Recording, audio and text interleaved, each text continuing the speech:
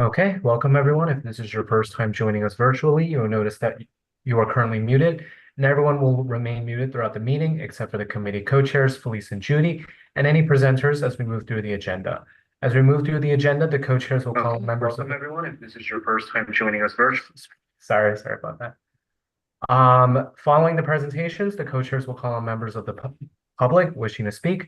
You can participate by going to the react icon on your device and pressing the raise hand button, not the wave or thumbs up, as those will disappear. Only press it once. If you press it a second time, your hand will go back down. If you're calling in on the phone, it is *9 to raise hand and *6 to unmute. Be on the lookout for a prompt for asking you to confirm unmuting once the co-chairs call on you. The chat is available for technical support only to help with Zoom software problems, not to ask questions of the co-chairs. They will not see the chats. If you're using an older version of Zoom, you need to go to the participants section where you will find the raise hand feature there. Please do not raise your actual hand, wave at the screen because we may not be able to see you. Chat me, I'm here for support. Thank you. Good evening, everyone. I'm Judy Schneider. I'm co-chair of the Parks Committee along with Felice Farber, the other co-chair. Okay, and tonight we're going to start out with the first item. I see two of our three presenters are here. A presentation by Diane Jacquier and Sandy Hoover on the North End recirculation and the Harlem Mere shoreline and boardwalk in Central Park. This is being done by the Central Park Conservancy. So go right ahead, Diane and Sandy. Great, and I think Nick is here as well. Yes. Is Nick here? I didn't see him. Yes. I am, yes. Okay, and Nick Costa. Sorry. Good to see you, Judith. Yeah. And just so we go down the line too, we also have Steve Bope, who is also from the Conservancy, who will be chiming in as well with any questions that we have. So I think, Diane, are you sharing your screen? Okay, and I'm just gonna. Or you guys are okay if I go ahead and share? Great, and I'm going to kick us off this evening, and while Diane is bringing up, we'll start. So good evening, everyone. Thank you for having us. Again, my name is Sandy Huber. I'm the Senior Vice President for Capital Projects at the Central Park Conservancy. And we're going to be presenting two projects this evening. And Diane, you can go to the next slide. Both are at the north end of the park. We will start with the Harlem Mere shoreline restoration and then a project for the North End water bodies. And while we're presenting them as two separate projects, they're really a continuation of our most recent work in the North End at the Harlem Mere Center, which is the project highlighted as number 1 on your screen, with the shoreline project highlighted as number 2 and recirculation as number 3. So you can see from this graphic how they really are connected. Go to the next slide. Before I turn it over to Nick, who will be speaking about the shoreline, just wanted to provide a quick update on our project for the reimagination of the former site of the Lasker Pool and Rink. This is a shot when we started construction in September of 2021, just a little less than 3 years ago. It's hard to believe, time flies, and you can go to the next slide. And so this is a shot from, maybe about a month ago right now. And you can see, just the progress that has been made if you've been in this area of the park with the ongoing construction activity. The pool has been constructed, the building is constructed, and we'll have the green roof on top so that the building will blend seamlessly into the landscape. And then you can go to the next slide, Diane. And then just take you through a few detail shots of construction activity, and you can move through these pretty quickly. Some further shots of the pool, getting the concrete in the pool. And we'll end here with the project goals. And as we do with all of our projects, we always start with our project goals, and these are really the same as what we established for the Harlem Mere Center, which is the continued restoration of the historic character, reduce water use and flooding while increase water quality, supporting wildlife habitat, and improving ADA access. And so now I'm going to turn it over to Nick, who will take us through the shoreline. Great. Thanks, Sandy. So I'm going to start with the shoreline, if you want to go to the next slide. So this location in the park where the Mere is located from 106 to 110th Street was added actually to the footprint of the park's original plan through the advocacy of the designers Olmsted and Vaux. And that was really to better incorporate the existing natural features of this area into the park. Next. We have this early park photo, which highlights the Mere's designed natural edge along its northern shore, which really highlights the open views and water access. Next. From this view in the 1920s, here this illustrates the rock outcroppings along the southern shore that created the Mere's original edge condition in this location. And note that no paths existed in this photograph. Next. So in the first half of the 20th century, the character of the Mere changed considerably. That was through a series of projects that included the addition of a shoreline perimeter path, a concrete retaining wall, perimeter fencing, and the boathouse structure that you see on the north side of the water body. Next, as you're all aware, the Lasker Pool and rink facility was constructed, which also further reduced the footprint of the Mere. Next. And some of you may remember this. This is an image from the 1980s, up at the Mere, demonstrating the decline of the area in the park. And this was one of the first areas that the Conservancy focused on restoring. Next.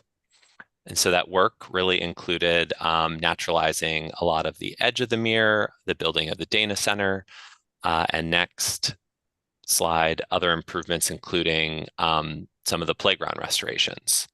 So next we'll look at a few existing condition slides. So the existing hardscape conditions around the Mere, those really reflect the work that was done in the 1990s by the Central Park Conservancy. And so since then, only small sections of the path have been constructed, and those were really in conjunction with the two playgrounds that are up in this area. Next. And regarding the shoreline edge conditions, so this really also reflects the 1990s work, with some of the portions having been naturalized and others still defined by the concrete retaining walls. However, in recent years, we've had invasive plants, primarily Phragmites, that have really established a foothold around much of the shoreline and will need to be removed and replaced with aquatic plantings. Next. So the final existing condition image that we wanted to share with you, this is an aerial photo of the Mere and Lasker prior to the work of reconnecting the water bodies and the construction of the Harlem Mere Center. Okay, so next, so moving into what will be going on as part of this project. So the work that will be completed as part of the Harlem Mere Center is highlighted in white. And the Mere restoration work that we are here to update you on today, that's really encompassing the entire remainder of the shoreline. And we'll be working to complete the work in phases to allow and maintain access to as much of the shoreline as possible as each piece is constructed. The overall scope of work for this project are path reconstructions, the removing of the invasive plants and replacing with aquatics. We're going to be also doing some lighting and infrastructure updates, bench upgrades, and we will quickly walk you through each of those sections, starting with the northwest and go clockwise. And at the end of the presentation, we can come back to any of these that you might have further questions about the details. Next.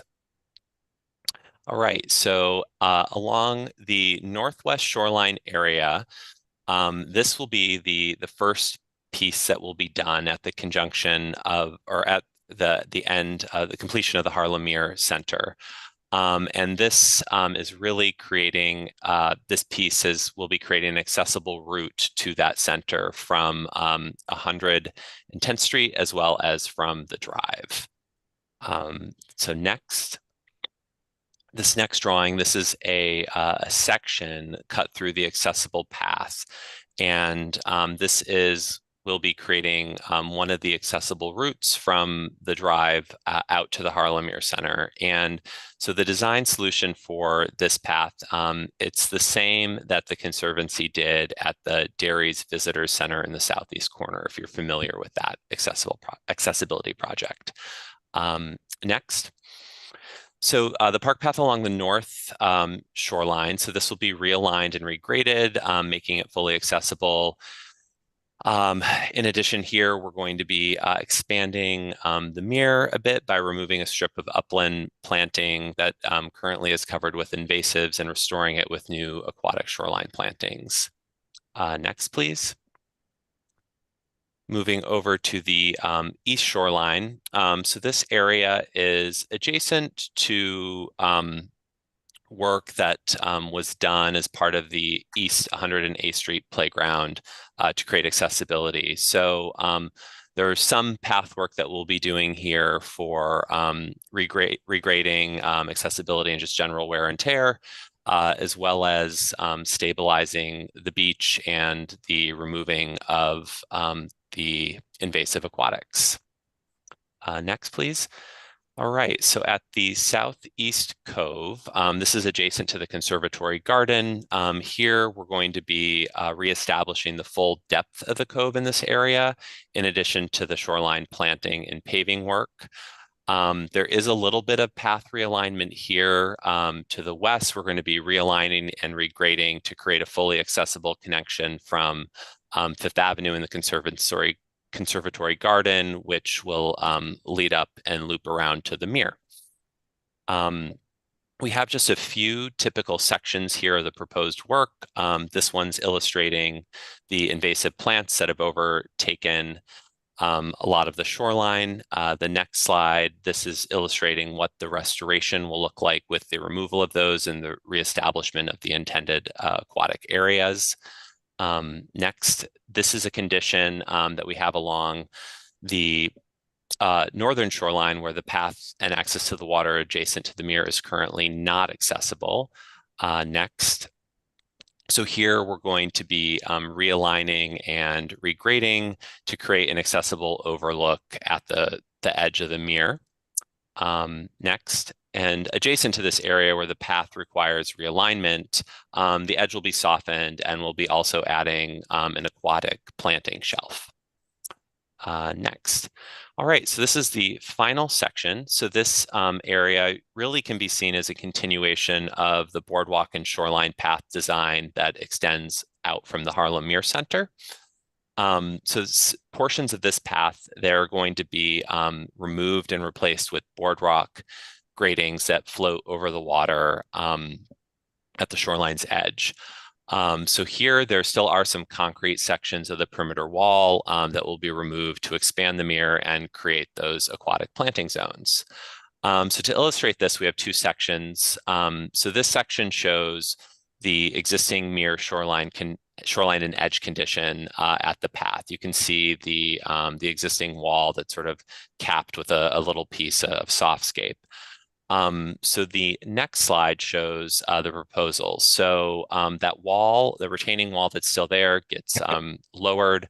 We remove the fill and establish the plantings, and then the boardwalk really hovers out over the water in the location where the path was. We have a few renderings to show you what this experience is like. This is a rendered perspective looking south, illustrating the design intent of the boardwalk and its relationship to the mere. Next, we have a rendered perspective of the experience of what it's like walking east on the boardwalk. And finally, to conclude, this is another construction photo. This is a photo of the boardwalk that's currently under construction. You can see that the soil and the grass and the plantings have been scooped out, and we have that exposure back to the outcroppings, very similar to that historic image that we had shown at the beginning. And so this piece of the boardwalk will be actually open to the public when the Haarlemmeer Center opens next year. So now I'm going to turn it over to Diane, who's going to speak about the mere recirculation project. Thank you, Nick. Good evening, everybody. It's nice to see you. I'm Diane Jack here. I'm the Vice President for Program Management at the Conservancy. I'm here to talk to you about the second proposal that we have to show you tonight, which is the North End recirculation system. So unlike the beautiful renderings that Nick just showed you or the construction photos that Sandy showed you, most of what will happen for this project is not anything that you will see above ground. The majority of it is infrastructure, but it's actually an incredibly exciting project with really amazing benefits to the park. So we're excited to show it to you tonight. So just to give you a little bit of background on this, there are 3 water bodies in the northern part of the park. There's the pool, the West 100th Street pool, the lock, and the mere. On the left side shows the existing plan of what we currently have in the park. So these 3 water bodies were built between 1862 and 1865 as a system of interconnected water bodies. They actually have potable water that goes into them. There's an inflow at the transverse on 97th Street that brings water to the pool. There's also a system that brings some water from Central Park West close to 101st Street. The water goes into the pool, flows by gravity to the lock, to the mere, and out into the combined sewer on 5th Avenue, close to 106th Street. So what we're proposing now is to actually create a recirculation system, a closed loop recirculation system. Instead of the water flowing out onto the into the sewer on 5th Avenue, we would trench 4 pipes along this red line here, roughly along this red line. The water would go back up to this location just south of the 100th Street pool, and then the water would flow by gravity from the pool to the lock to the mere and around again. And we would shut those inflow valves off, the one on the transverse road and the one on Central Park West. So just wanted to mention for this, you know, there's a lot of complicated engineering that goes into this. There is a filtration system in the mere. We are also being very careful. We're not going to be taking down any trees as part of this project. We're going to be going through, you know, basically lawn areas under pathways. So just wanted to mention that. And just to also give you a little bit of background on this, the idea of a recirculation system has been around for a really long time. What's amazing is that we found some references to it based on some Board of the Park notes from like 1865, where there was a reference to an engine to elevate, economize, and redistribute the water. So even though the system was never built, it's amazing to think about what Olmsted and Vaux, like how visionary they really were in thinking about this. But the system was never built, and the idea of recirculation really never came around again until about 2000, when the New York City Department of Environmental Protection brought up the idea again. They did a water quality management planning report, and the idea of a recirculation system for the entire park was proposed. That did not go ahead at the time, given the costs and sort of the physical barriers of doing that. But it did come around again in 2016. At the time, DEP was looking to reduce the potable water usage in the city, and they were doing all sorts of things to do that. And DEP reached out to the Conservancy to see if it would be possible to address the potable water that goes into the West 100th Street pool. So the Conservancy did additional studies, determined that we could do something at the northern end of the park here. And so we have been working on it for several years with DEP and the Parks Department, and that's what we're here to show you today.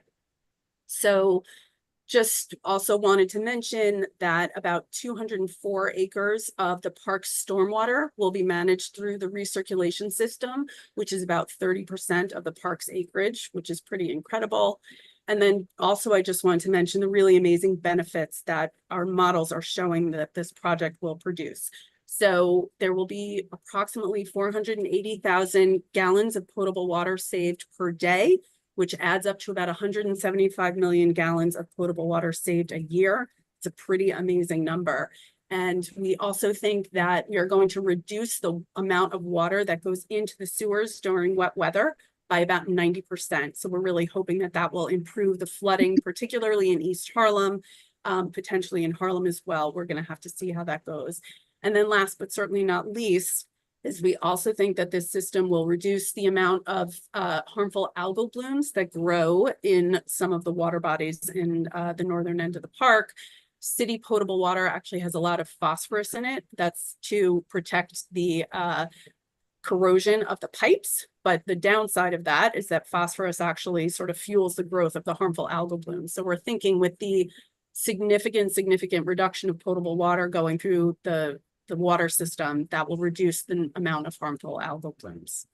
So just quickly wanted to show you, as I mentioned, 98% of this project will be underground. People will not see anything, but there will be a few above ground surface features that you will see. There will be a few that this area close to the southern part of the Mere and to the west of Conservatory Garden. We're going to have a filter vault here. There will be a few hatches, a few manhole covers and electrical cabinets.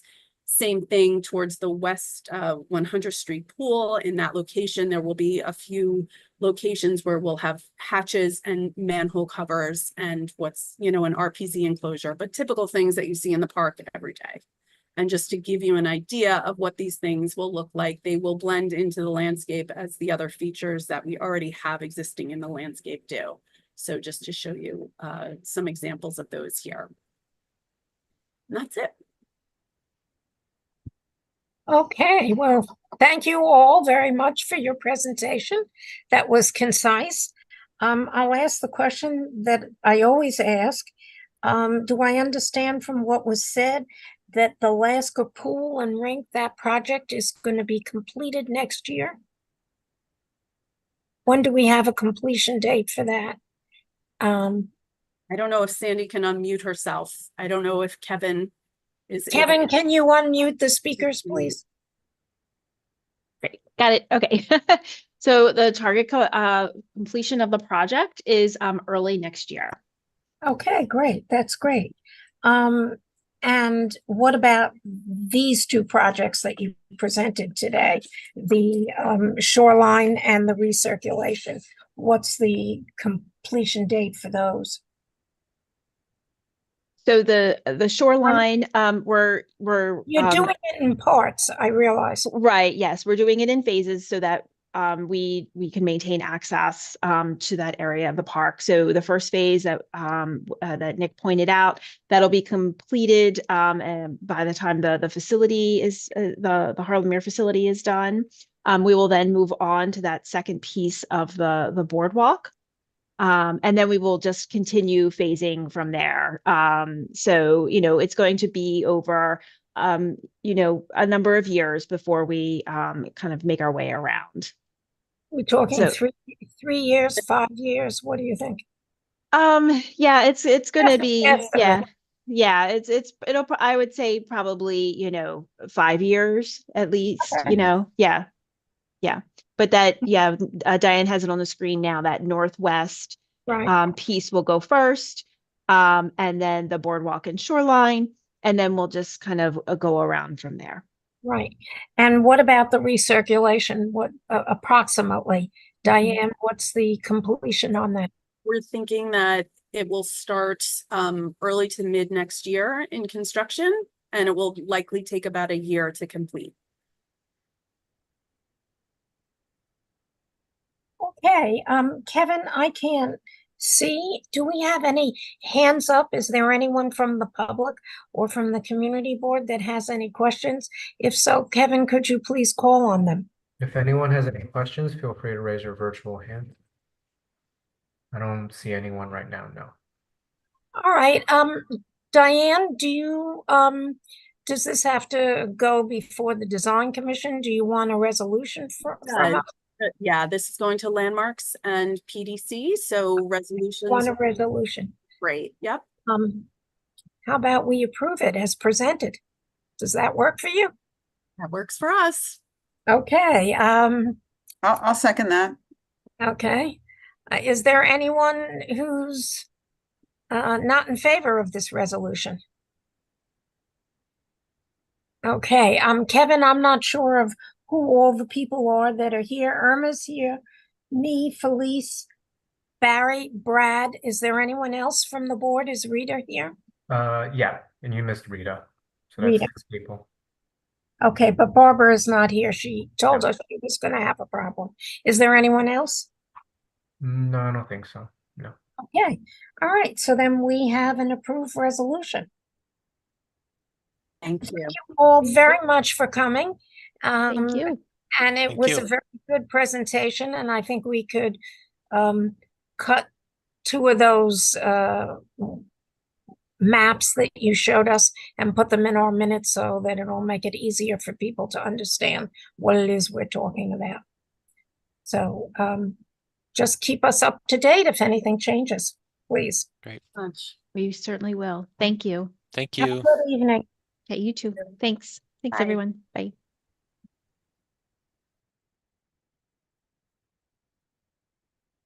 Police, you want to take is Steve with us? Did he come? No, Steve's not here? Steve's not here. I did send him an invitation and a reminder this morning, but I don't see him here today. I wonder if I have a telephone. I wonder if I can call him in it. Oh, Sheena's waving at us. Would you unmute Sheena?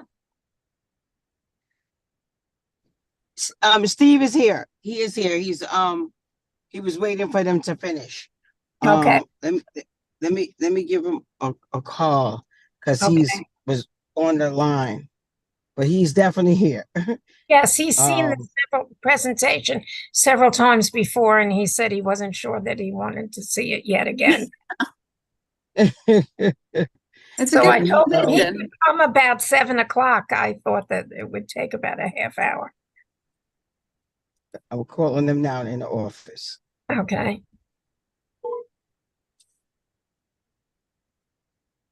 In the meantime, while we're waiting, should we go through Sheena's presentation? Well, Yep. she's calling Steve, so. Okay. Is Robert here? Is Robert McLean here? I don't see him. Steve, they waiting for you. You up next. Okay. All right. He's coming. Okay. Thank you, Sheena. You are.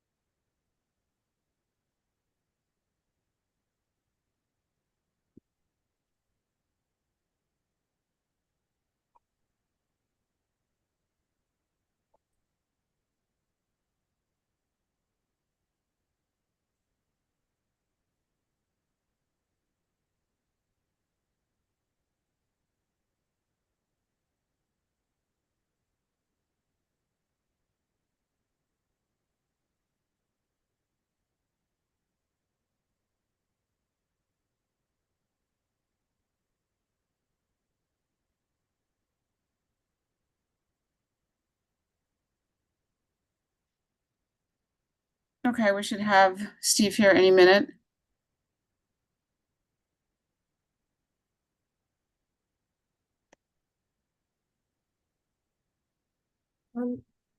Sheena, do you want to give us an update while we're waiting for Steve?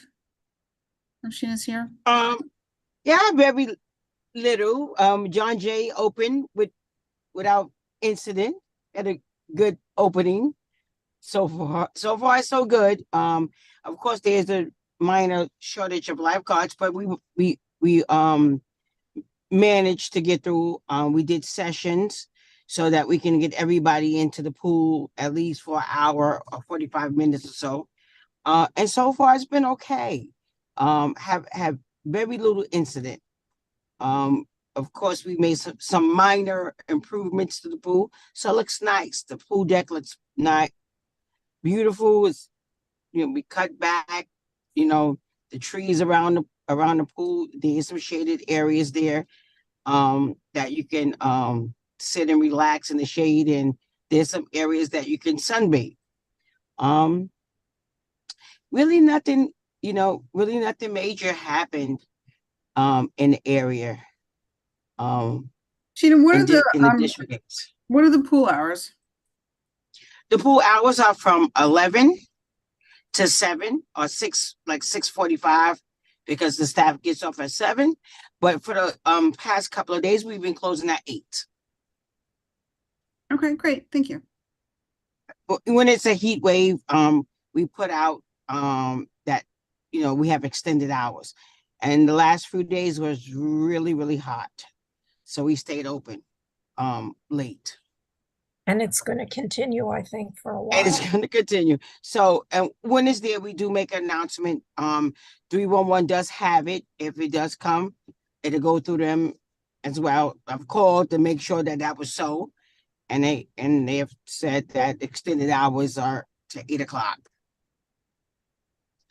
Great, thank you. And there's still no word on rubric. I've been asking Steve, so still no word yet. Good evening, Mr. Simon. Good evening. So, See you with the barber. You look very nice. What was that? I said I see you went to the barber. You look Oh. very nice. Well, thank you. But this is what you get when you tell the barber not to cut your hair too short. And you then take off your glasses so you don't know what he's doing to you. Okay, Felice, do you want to handle this? yes, that's great. So, Steve, we were going to talk about parks needs for the district needs statement, and we hope also to get more of an update from you on Rupert Park, where we are, what any holdups are. Because if I'm not asking it, I'm sure both Rita and Boaz will be the first question they'll have. All right. Well, did you want to start off with Rupert? Let's start off with Rupert. All right. So let me read to you an email that I received from our landscape architect, who's working on pushing through the approval process for the stormwater pollution prevention plan, otherwise known as the SWIP. When I ask him why is it taking as long as it is, and why does it seem to be so complicated, he says, quote, the site is a total reconstruction effort with extensive drainage reconstruction, which includes every portion of the site being rebuilt. DEP has requested additional information as part of their review process, but the team is preparing and close to approval, so we may move forward with the procurement process. He's apologizing for how long the wait has been. It's a tedious process, and actually, I don't want to read the rest of this. But he's casting aspersions on somebody. But let me just say, he's working very hard to get this thing through, and he apparently feels that he's very, very close to getting it approved. So I'm certainly hoping to be able to give you some good news very soon. Do you have a sense of kind of what soon means? Because I know in city speak that could be a while. Like, do you think in a month, weeks? I'm hoping that it'll be approved by by the end of the summer, by the end of August. Okay, great. Thanks, Steve. We're excited to see this project finally move towards construction. So once the SWIP is approved, it can be put out to bid? Not exactly, because then we then go through 2 levels of legal reviews. We have different lawyers, both at the Parks Department and then at the Law Department downtown, reviewing the construction documents that are used for the bid process. So that's probably going to take another couple of months after that. So I'm hoping it'll go out for bid by the end of the year. Okay, because I thought it was already went through legal review. I don't think so. Because usually that's something that would happen at the start of the procurement process, and we're not there yet. Okay. And what's the status of the procurement of the comfort stations? I don't know because that's I'm gonna have to get back to you because that's being handled by another agency, by the Department of Design and Construction. So I don't I don't have an update on that for you tonight. Okay, thanks, Steve. I think Rita has a quick question before we move on to a discussion of the capital needs. Okay, very good. Hi, Steve, it's good to see you, and me and police thank you for getting here today. As you can I imagine, can't. I have been getting a lot of flack as to when, and it's always tomorrow, tomorrow, tomorrow, and next month, and maybe 6 months. And what can we do anything to at least let people know that we're doing something? You know, I'm sorry. I think the only thing we can do right now is wait. But our people are working feverishly to complete um, to re- re- to resubmit the plan to DEP. DEP returned it to us after making some comments and asking for more information, and we're about to send it back to them in the next week or so. Um, and we apparently believe that it's going to be we should be able to answer their question satisfactorily and get it approved quickly after that. Steve, is there any way that you can tell us? I'm sure that we're not the only plans that are in line. I'm sorry. Can you tell us where we stand? If, with how many different plans are these people who are going to approve this? How many are they approving, and where do we stand in that approval process? Do you know that? You were fading in and out. Where do we stand in the approval process?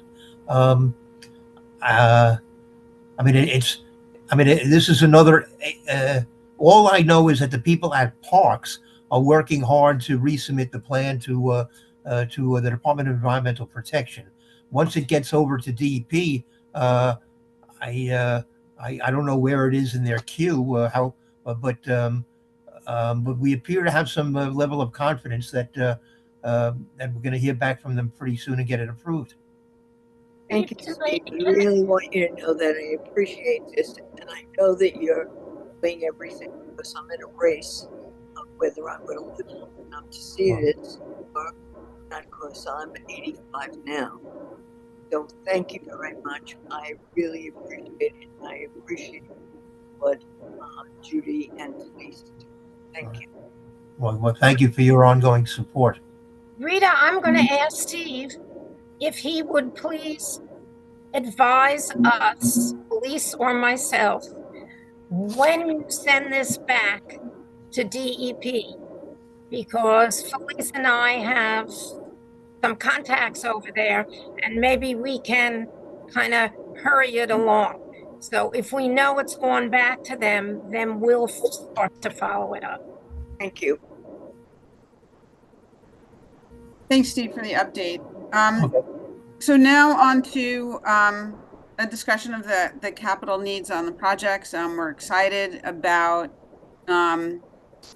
being prepared and thorough in our district needs statement and our request. And I just want to let everybody know that we have a survey that's out there. It's on our website, on our Instagram page, I've seen on the community boards, asking for people's input on the district needs for the community. So I encourage everybody to take a look, complete the survey, send the survey out to your friends and neighbors who live in the district. We really want to get a broad-based response to the survey. So, okay, go ahead, Steve. You want me to go down a list and talk about what we think are the capital needs in District 8? Yes. Yes. I'm willing to do that on one condition, that you don't think that what I'm saying is in any order of priority, because basically we want to hear back from the community as to what you feel the priorities are and what's important to you. All I can really tell you tonight is things that we believe um, uh, could use upgrading and could where we could certainly use some capital dollars. So Okay, great. And I'll just emphasize that I think it's clear that the one of the biggest priorities for the community right now is getting Rupert moving. right. Well, we don't need money for Rupert, thank God. That's not an issue at Rupert. We have sufficient funding and for both the park renovation and for the public restrooms. Thanks to your past and current member of the city council. So and the mayor and others and borough president who chipped in. But funding is not the issue now at Rupert. We're working our way through hopefully what is the last stage of the design process, so we can put the project out for bid and hopefully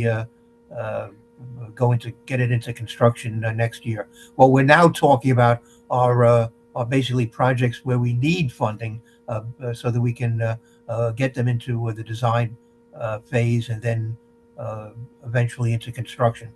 So I know that if I don't mention it up first, Judy will shoot me. So I have to mention Andrew Haswell Green Phase 3, the project that will connect the East Midtown Greenway area to the recently opened up section of Andrew Haswell Green, the Phase 2B. So the what's under the old heliport structure, I guess, which where we previously had a concept plan that included having a concession, having a seating area, having maybe a fitness area, and having other and having public restrooms. This is but it hasn't been designed yet. We only have a concept. Once it gets funded, we would come back to the community and talk about what the community would like to see in that space.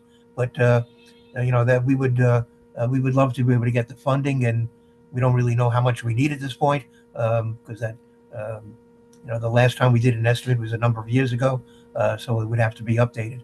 But I have a strong suspicion it will end up on Community Board 8's list. We at 24 Sycamores, Councilmember Menon has provided in the new budget another $800,000. So we now have a total of 3.2 million. That would be enough now to enable us to renovate the play equipment areas on the upper level. I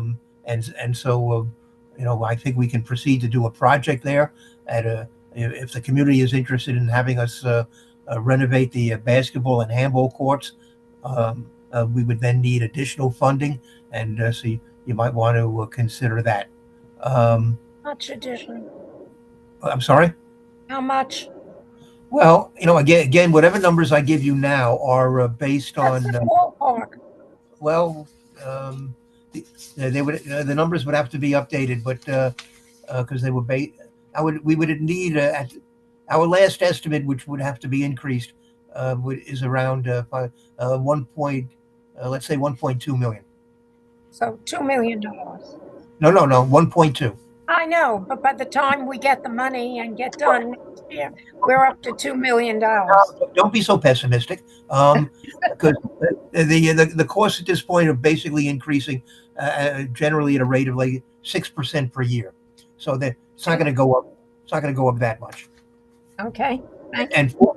And fortunately, at 24 Sycamores, we did have the funding some years ago to renovate the bathrooms. So we don't have to worry about that part of the playground. That was a Jessica Lappin project. Yes. So the money that you have to renovate the playground on the upper level, when will that go into effect as far as design goes, since you have the money? Well, I'm going to be sitting down with our capital division very soon, actually about in the next couple of weeks. We're going to review the new monies we just got, and we're going to look at the list of projects that we now feel are fully funded, and we're going to talk about which ones should proceed. So you should ask me that question and maybe in another few weeks, or maybe it'll be. You may have to give me even more time after that to see. Maybe in September. Oh yeah, yes. By then we should know where we stand. Okay, thank you. Our capital division should be able to tell us whether they're able to assign landscape architects to the various projects that we've identified. And this will be on that list of projects where that I will be recommending should go into design.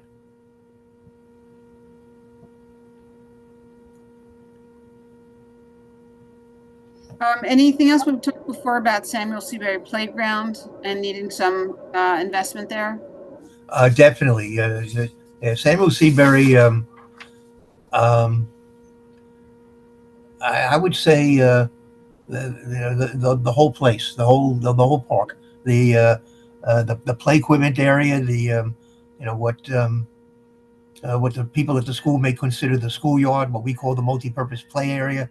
Um, Sheena has highlighted the fact that the restrooms, that building needs work, that it can't be opened up year round because it doesn't have heat. So we would have to really renovate that building, upgrade it, make it ADA compliant, and put in some kind of a heating system. She says that most complaints that she gets about that playground involve the lack of bathrooms during the winter months. So that's something that we would suggest might be something you would put on your list. Now, can that be fixed or does that have to be totally rebuilt? Well, it would most likely require a gut renovation. Okay, do we have any idea what kind of funding we need? I would hesitate to say at this point. It would. I'm not sure how much it will cost to put in the heating system, but um, yeah, I mean the cost will be somewhere over 2.5 million, probably over 3 million. That's for the restroom only. The restroom building, yes. Yes, that doesn't include the rest of the park. Oh, not at all. No, we would So, probably need. The last estimate we had for the rest of the park was about 6 million. okay, so we're talking about 9 million.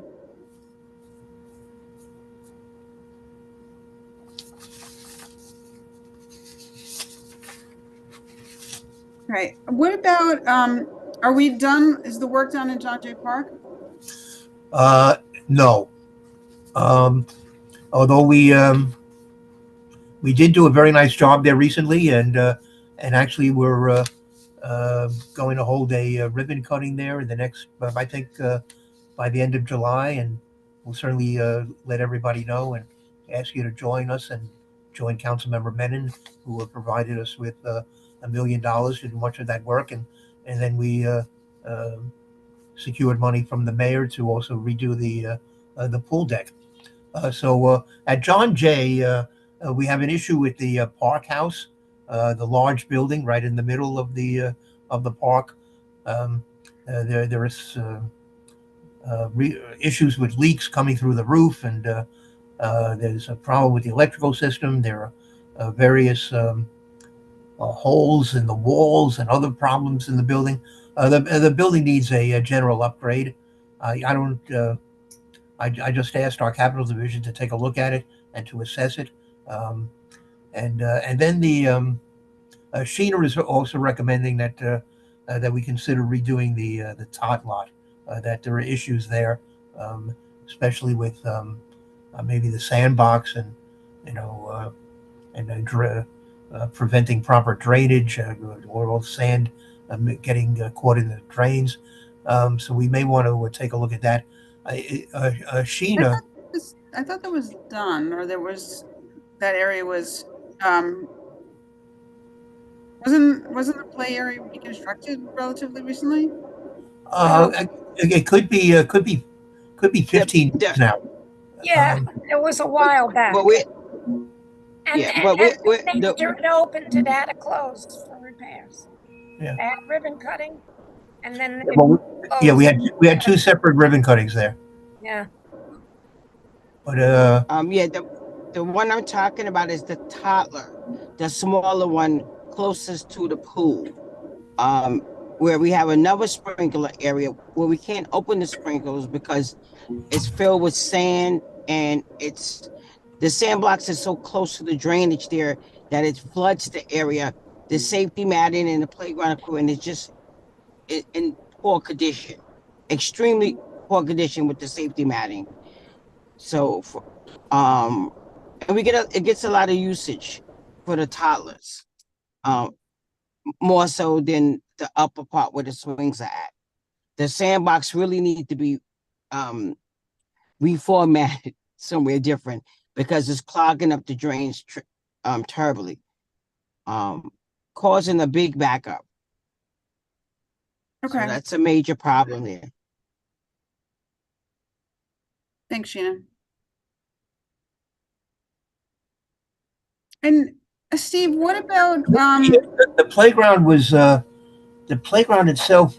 I guess this may be the playground for the older kids was renovated in 2011.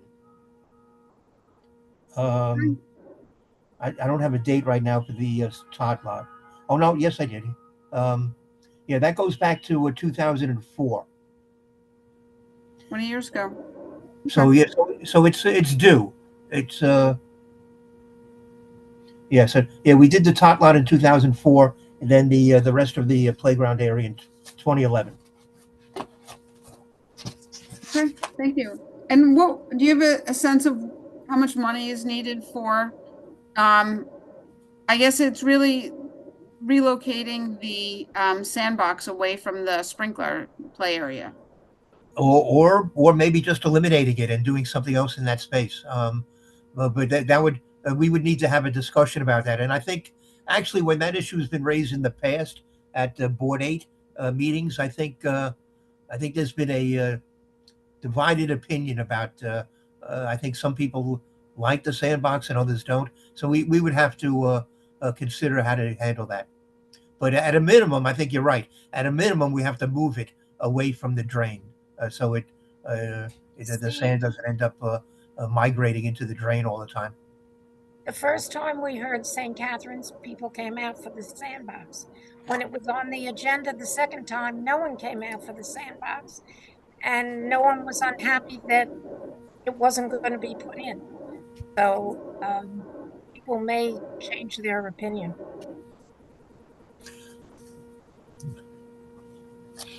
But it's certainly something to look at. Oh yeah, In Carl Schurz Park, as I know periodically, for the past couple of years have gotten funding from Julie Menon for some work in there. Are there specific items in Carl Schurz Park that are in need of reconstruction? absolutely. The Councilmember Medin has come through for us again this time around uh, with 1.5 million for us to renovate the public restroom building at 87th Street, which has got real problems with the water and sewer lines um, and then need some new utility lines. But the actual cost of that project is because of the need to replace all the utilities is actually considerably higher than that. At about 3.8 million. We still need at, uh, at this point 2.3, and probably by the time the next budget rolls around, it'll be up to 2.4 in order to fix the problems in that public restroom building. And then when we finally do that, we're probably going to want to also upgrade the one at 84th Street next to the playground. So those would be my priorities right now at Carl Schurz. Is this something that would be done by DDC the way they're doing the Rupert Park restroom as well as some others in the city? I can't really speak to that. Um, that may be a possibility, but I don't. I'm not sure. Okay, I guess the question is whether that design build project actually moves it faster and saves the money. Right. Well, that's you're probably right. Okay. And is the $1.5 million the total amount we have so far for I'm that sorry. project? I'm sorry. Say that again. The 1.5 million that Councilmember Menon secured, is that on top of any existing funding, or that's just Oh, the no. first tranche of No, funding? that's our initial funding for that project. Okay. And given the conversation about public restrooms, I'm guessing that that's probably a priority for the community. I think it is. I think it is. I mean, some months ago, a local resident uh, sent us a check for $50 and said, "Please use this to fix the restrooms." I unfortunately had to write back. I think I wrote back to him. I hope I did to tell him we need a little more than just that. It's a nice thought. Yeah, no, yeah, yeah. The thought, it's what the thought that counts. And what about the Esplanade? Where are we on the Esplanade? Well, I tell you, the Esplanade, we recently accepted bids for the Phase 3 project, uh, and that has, three sites within your district. What is it, 60 to 62nd? Oh, shoot, 78th and 80th, something like that, and 90th. Oh shoot, 90th to 94th. I'll look this up. But uh, uh, unfortunately, the low bidder withdrew, and the next lowest bidder is was way had his bid was way higher and $14 million over the budget. So what we're now we came to the conclusion now that we have to rebid. And so hopefully we're going to be out there in the next 3 to 6 months with a new bid and maybe this time get a successful bid that's within our budget. Are there changes that you're making as you rebid the project? That's a good question. That's a very good question. I'm gonna ask that question of my capital division tomorrow. I don't know, but that's a good question. Okay, because I would think there's probably some reason that the bids are so much higher. Because isn't this the second time you rebid it?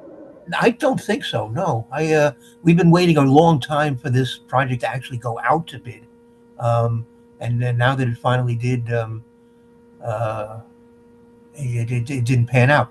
So we're gonna we just we just have, if you don't succeed at first, you have to try again. I am concerned that by the time Rupert Park gets out to bid, that the cost will be higher than the available funding because of the delay. Well, let's see what happens. But you know, it depends on how close the bids are. If there isn't a huge variance, then we can sometimes make up the difference. Find some other money and uh, try to get some money through the mayor. But let's see what happens.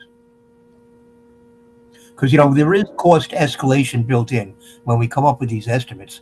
We do project them out for 3 or so years. So uh, we sometimes can take that into account. Okay. All right. Any other capital work that is on your list?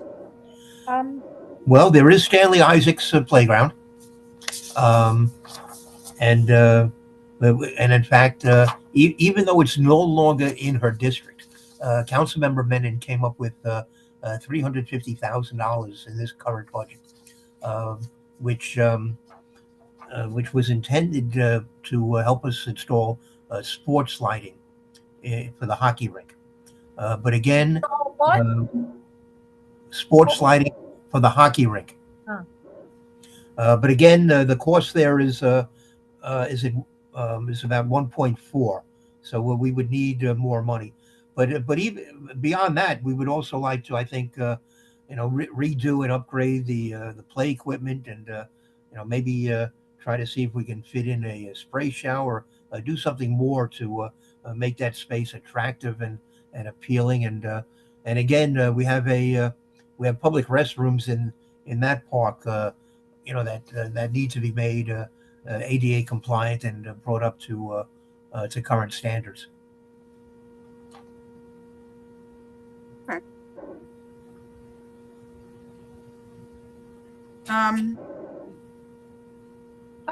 Excuse me, Steve, you said that's no longer in her district.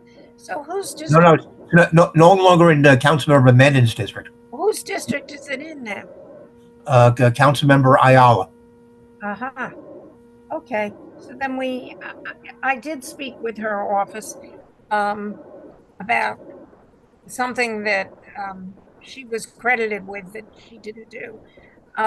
So I think we should call her and make her aware, because this is the very bottom of her district. Right. We do need this.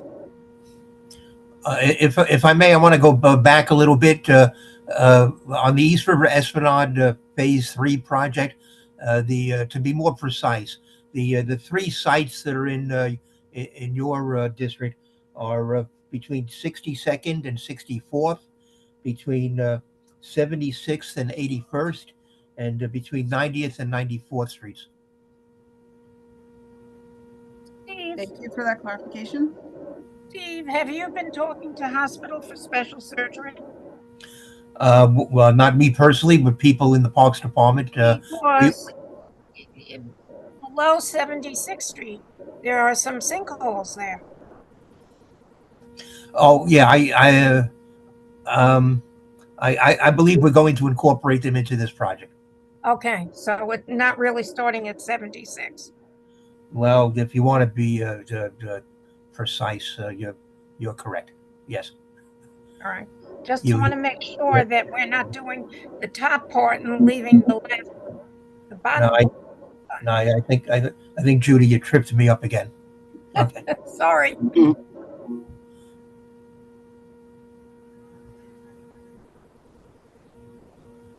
Okay, Steve, if there's not anything else, No, I think I covered everything I had. I have some questions. okay, and then we have some members of the public who have questions as well. Okay. Go ahead, Judy. At one point, this was in East Powers District. Tramway Park. Are we ever going to get a water table for Tramway Park? I don't know. Maybe that's Julie Menon now. I don't know who that is now. I'd have to look at the map, but well, I mean, we were looking at one point of putting in a decorative fountain. And It's called a water table where the water ran over the table. It was round and it was recirculated.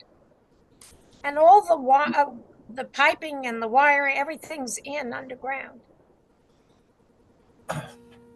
well, put it on your list, and we'll try to take another look at it. Okay, because it's been a long time. And Yeah, I think it's now in yeah, it's in Julie Menon's district. oh, it's Julie Menon now. Okay. And also, I'm not sure. We had Asphalt Green come to talk to us. They're still a private institution, but they have some relationship with you. Well, they have a license agreement with the Parks Department that enables them to run their program on our property. Okay. So is there anything that needs to be done there that we need to be talking about? Well, I have not heard from them, so I couldn't really speak to that. Okay. Then I'll leave it at that. Anything else, please? So why don't we go to Phyllis Wallach, and then Boaz, and then after that we'll go to Bradley. Just before we go there, I just want to mention to Steve that we are going to put on our request and I know this is expense item, not capital, that we need more PEP officers and that the parks budget has been cut and there probably will be fewer PEP officers. But we think that that's very important. Okay, go ahead, please. Okay. Hi, thank you. And great job, everyone. And Sheena, welcome back from vacation. We're glad you came back. So Steve, my question for you is what happened to and I don't know if it was 1 million or 3 million that Julie Menon had gotten for Carl Shores Park that was supposed to be spent on redoing the play area, the basketball courts and the pickleball courts. So where are we on that? Because I haven't seen any proposals unless I seriously missed this. No, you haven't missed anything. So we in fact have we now have a landscape architect who's preparing to begin work on that project. I think as soon as next week. And he says he can quickly turn the. I mean, it shouldn't be very complicated, frankly. But he says he can quickly turn around the design and. So is that something we hope we can see in September? Oh my God, you took the words out of my mouth. Yes, my hope is to bring it to you and bring it to this committee in September. Okay, and my next question was, I know Sheena, you received emails on this, not just from a few people, should we be posting rules at Carl Shores that you can't have paid for tournaments or something of that nature to stop what was attempted, where people were trying to collect what they were calling donations in order to have tournaments, which is totally against Parks Department rules, which we all know is against the rules. But how do we bring this more to light? Because it's happening behind the scenes, and I don't know how many complaints, Sheena, you got on that.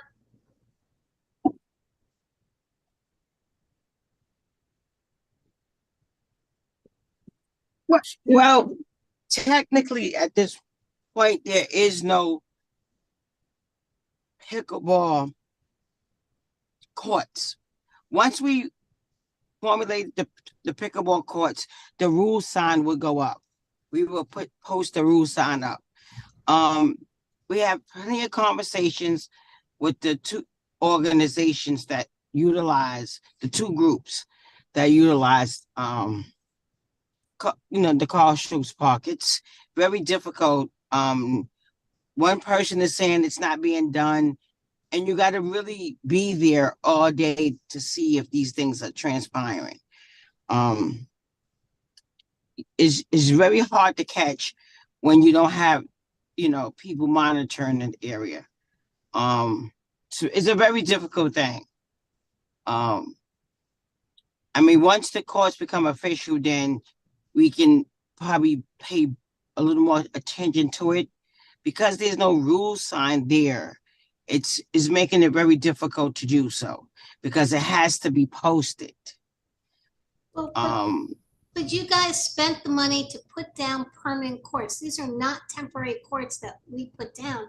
These are courts you guys put down. Why are we saying they're not? I mean, granted, I understand Because it's going to repave, but that could be 2 years from now. And who wants to go through this nonsense for 2 years? Because if you still look at the website, it still says a hockey rink, right? We were kind enough to make it a pickleball courts, but it's officially not a pickleball court as of yet. What's required to change and that might be a legal problem. And once once the redesign comes in to play, then we'll have it, we'll be able to post it. I don't know if we can post it now because it's legally still a hockey sort of multi-purpose area and basketball court. So, it's very difficult to catch, right? And even when we post it, right, we definitely you have, in order to catch that behavior, you have to literally be there, right? And we just don't have enough PEP officers to do that. Right, but we knew about know. this in advance because it was posted in our public forum. So Right. it was seen and it was public. And we were there. And we were there. We waited out, because it was brought to our attention. So we did wait there, and nothing transpired. But it's still a big issue of still not having enough, park enforcement to regulate that this problem. All right, thank you guys so Still much. You're doing a great It's a job. major issue. Yeah, it is unfortunately, but thank you for all you're doing. We really appreciate you. You too, Steve. Thank you. Thanks, Phyllis. Next is Boaz and then Brad. Can you hear me? Yes. Okay, perfect. So first of all, thank you very much. Questions regarding Rupert Park. My problem with Steve and Sheena and everyone is that you are nice people and you are giving a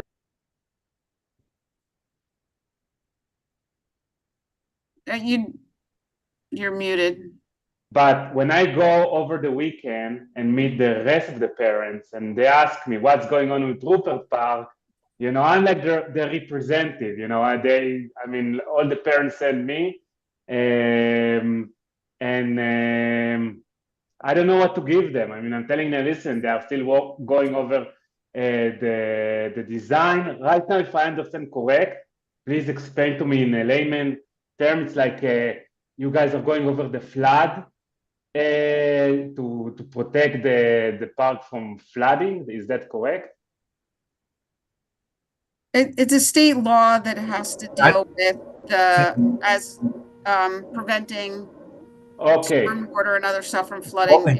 Now help me imagine it. So there's right now somewhere someone sits tomorrow morning 8 a.m. That's what he do. He sits on Rupert Park and looking at the design document, or it's like 1 hour a week. And I'm trying to say, why does it take a long time? Because it's a PhD. The guy is like, it's really a lot of work, or because he's working on 20 other stuff, and maybe this is where we can help push, as a community board, we can get that guy, whoever is doing it, drop the other 19 stuff and focus only on Rupert Park. That's my first question. My second question, while we are waiting for this huge project to happen, is there any chance that we can do like some kind of renovation just in the playground, just add a few more equipment over there? So I don't know. So for next summer, we will have something over there, or the answer is no? Thank you again. The floor is yours.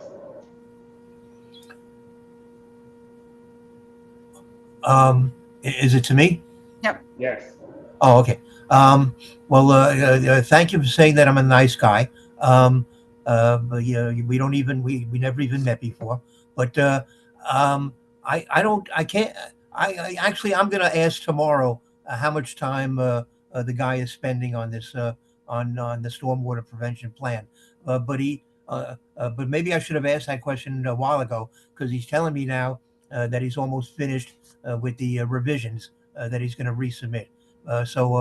I think the likelihood is that this is not the only project that he's working on, because I suspect he is working on some other things as well.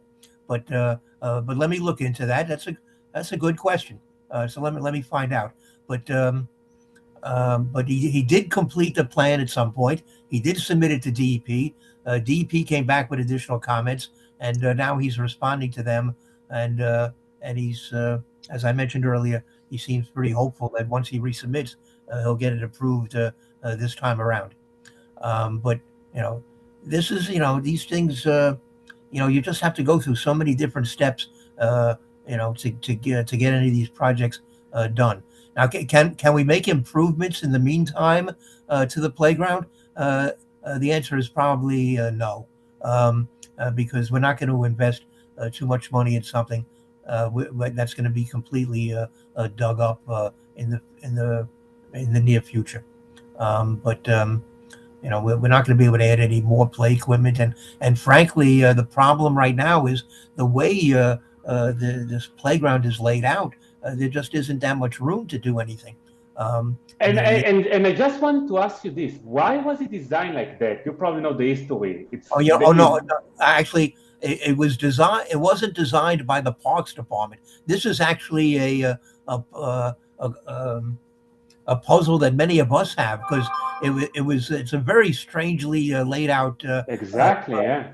We would never have designed anything that looked like that, and that was so difficult to maneuver through. And we were. Our people look at it as maybe a prime example of how not to design a park. But meanwhile, we've done our best to live with it over the years. But that's one reason why we're looking forward to this renovation, because we believe that we're going to be able to provide the community with such a vastly improved park than what's there now. We feel as though we've come up with a very good design, and certainly with help from the community that's provided some very good input. And the fact is, we're going to now have at some point station, a public restroom building.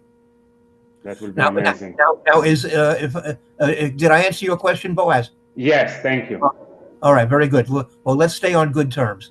And is Phyllis still on the call? Because Sheena, I want to go back to this question about whether or not those are really official pickleball courts. I think enough time has passed now. We should they should be on our website. We should let people know that those are real pickleball courts. It's not some kind of a mirage. I want to see what we can do about that. Thank you, Steve. We truly appreciate you doing that, and I think it would help a lot if we had that kind of backing. Right. And it would be really nice if we can get the Conservancy to step up in the way all the other conservancies have done. It just boggles my mind why our Conservancy is not taking part in the management of this pickleball when every other conservancy is stepping up for their parks. Well, maybe we should have a separate conversation about that, because pickleball is. Oh shoot!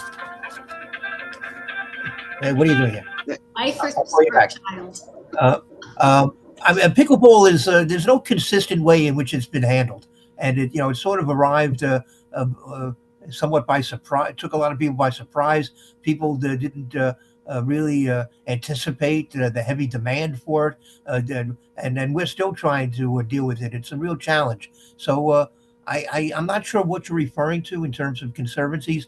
The conservancy at Carl Schurz Park does a hell of a lot for that park. So I would a great deal. A great deal, yes. You're not, they do a great deal. They do a lot. You're not going to catch me saying anything negative about that conservancy. I'm not, and I don't mean to be negative. Okay. I'm just saying it's they want no part of it, and I understand why they want no part of it. I get it.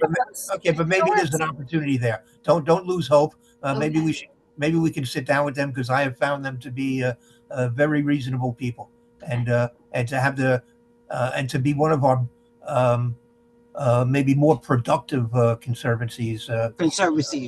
Yeah. Yes. All right, you're my hero, Steve. I'm counting on you, man. Okay, Phyllis, I think we have to move on, but Steve, if you are going to change this from a hockey rink or whatever it was before and make it pickleball courts, would you please make sure that you put up some signage? Yeah. Well, the thing is, again, I don't know. So that people cannot charge for events and whatever. You can't. Well, I don't know whether or not we have. I don't know whether we've created any special signage for pickleball courts. I'm not sure we've done that. We have. We do. All right. We have the signage, but it has to be official courts in order for us to post it. That's why we cannot post it up yet until it's made. Let's look into legally. That. Okay. All right. Well, I think at this point, Carl Schurz has earned its place in pickleball history, in the annals of pickleball. Am I now going to get a question from the assembly member's son? Yes. Okay, very good. Also happens to be about pickleball. I'm shocked.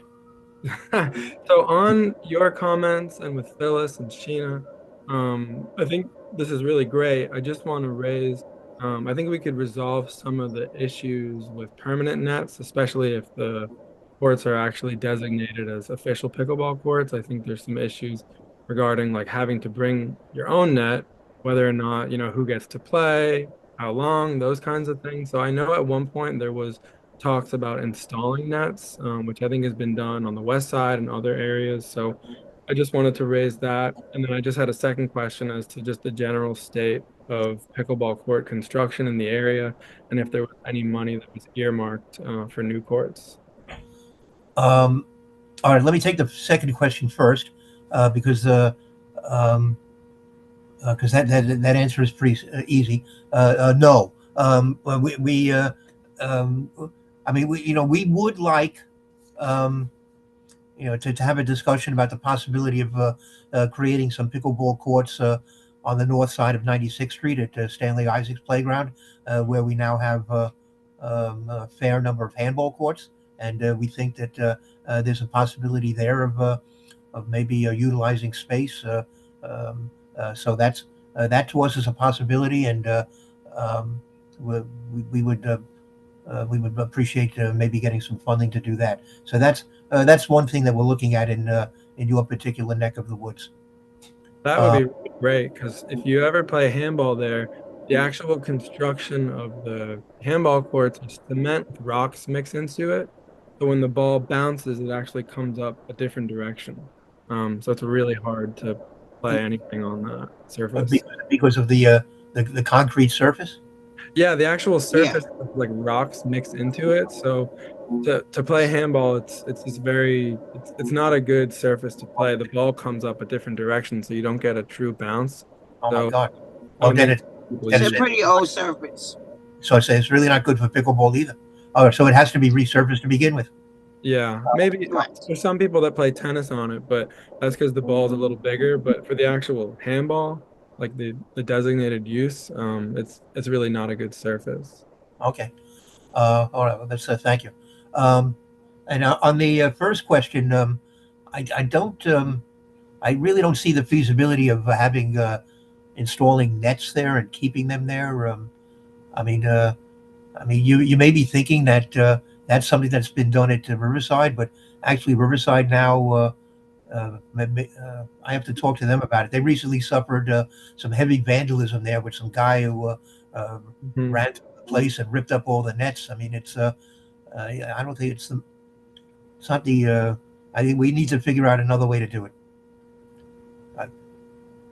Especially when you have, I mean, in Riverside, you have like maybe more staff around you and you have more volunteers. But even there, they couldn't prevent this vandalism that occurred. And by the way, there was a story in one of the local papers that this was just a guy who was particularly aggrieved about pickleball. Well, that wasn't really the case because he vandalized all parts of the park. He didn't just single out pickleball. Um, uh, but still, that didn't help us with trying to preserve those nets. I think we need to try to come up with a different solution at Carl Schurz. All right. If it happens to be that it's a multi-purpose play area and having permanent nets, would interfere with like permanent events and things like that, I don't think there's too many it would get in the way of. Like, for example, there's the Halloween dog event and the moving Yeah. net and things like that. Like, if it's a matter of keeping the space open, I don't think it would conflict with it. But I certainly think the community would, and Phyllis might back me up on this, be willing to watch over and make sure that any equipment is, kept and clean and, that. Well, I would be very nervous about keeping nets there like overnight, and it's I, I just don't think they would We last. yeah, well, we use that area for recreational events and other events throughout the year. Where pickleball can't be played on these particular days, and there's just no other part of the park that we can utilize. for those type of events. So, Back on. you know, we don't want to make people take away those activities that's been happening for years, um, and keep her, and not make them happy, because we're gonna get a lot of, like, we already get a lot of disgruntled people already, with the pickleball being there right now, and it's taken away from they feel it's taken away from the basketball. It's a lot of angry people that's Sure. coming through Carl Schultz about the pickleball. So we try to, try to make everyone kind of happy, but some people are just going to be upset anyway. But I don't want to take away those events by putting permanent netting there, and then Right. we can't have those events that usually take place in that particular area. Yeah. And the Right. school uses it too. Yeah. Thank you, Sheena and Steve. Really appreciate your feedback and your effort to try to balance out the competing interests. Yeah. Are there any other questions? I don't see anyone else's hand raised. If not, do I have a motion to adjourn? I'd just like to thank Steve. Thank you very much for spending the evening with us. We appreciate your input, and I think the community does, particularly hearing from you on Rupert, I think has been important. So thank you very much. Absolutely. Agree completely. All right. Thank you, Judy and Felice. And I'm glad that I could be helpful. Thank you. And I think Rita has a motion to adjourn. So thank you and have a great evening. All right. Take care. See everybody in September. See you in September. I think I've heard that song before. Good night.